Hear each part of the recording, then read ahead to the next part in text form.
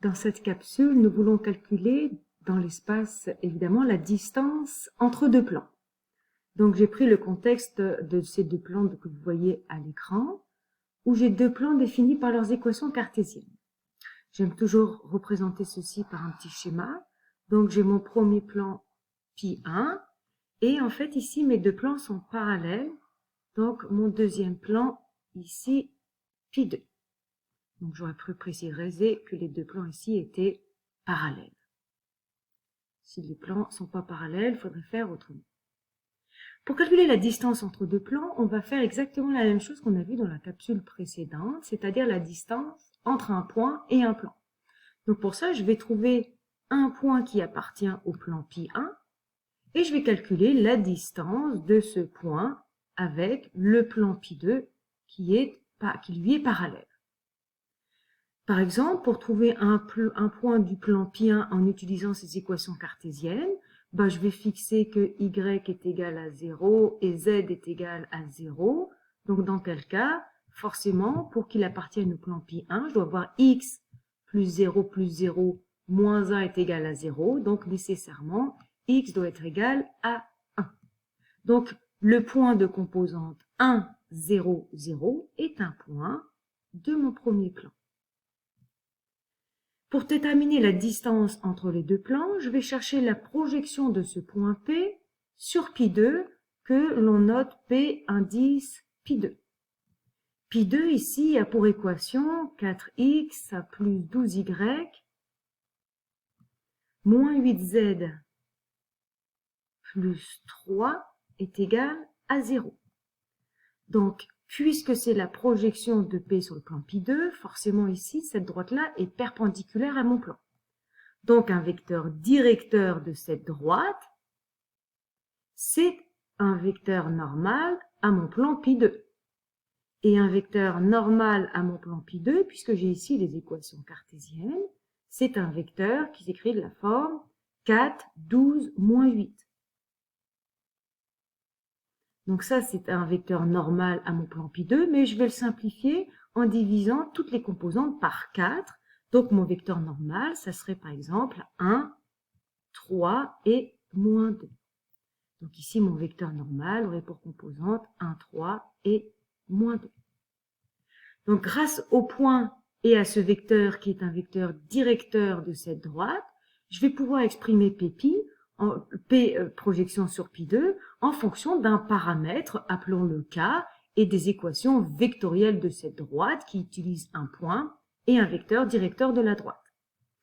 Donc, les composantes d'un point P projection sur pi2 qui appartient à cette droite, forcément, il s'écrit 1 plus K fois 1, donc 1 plus K, 0 plus 3K, en Y, et en Z, 0 moins 2K. Donc, dès que je prends une valeur différente au paramètre K, ça me donne un point quelconque sur cette fameuse droite. Et moi, maintenant, je cherche la valeur précise au paramètre K, telle que, en même temps, mon point ici appartienne au plan pi2. Donc, pour que ce point appartienne au plan pi2, il doit nécessairement vérifier l'équation de mon plan pi2. Donc, je vais remplacer dans l'équation de ce plan x, y et z par les coordonnées de ce point. Donc, j'obtiens 4 fois 1 plus k, 4 fois 1 plus k, plus 12 fois 3k, plus 12 fois 3k, moins 8 fois moins 2k, moins 8 fois moins 2k, plus 3 doit être égal, plus 3 doit être égal, et là je viens de voir que j'écris 3, c'est pas 3, c'est 0. Donc doit être égal à 0. Eh bien, développons toute cette ligne-là, on va isoler le paramètre k pour trouver sa valeur. Donc si je développe 4 plus 4k, plus 12 fois 3, 36k, moins fois moins, plus 8 fois 2, 16k, plus 3 égale à 0. Regroupons ensemble les cas. 4 plus 36, 40 plus 16, 56K. Les constantes, 4 plus 3, 7. Donc, pour que le point projection appartienne à pi2, nécessairement, on doit avoir cette égalité de vérifier, ce qui me donne la valeur du paramètre K, moins 7 divisé par 56, et ça, je peux le simplifier par 16, ce qui me donne moins 1 sur 8.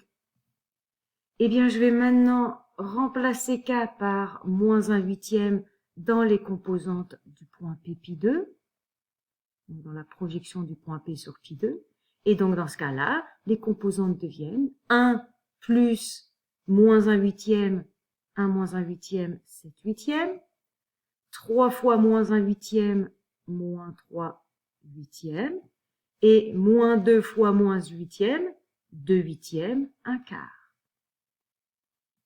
Et donc, la distance entre les deux plans, c'est ce qu'on cherchait, la distance entre le plan pi1 et pi2, c'est exactement la norme du vecteur P avec sa projection sur pi2.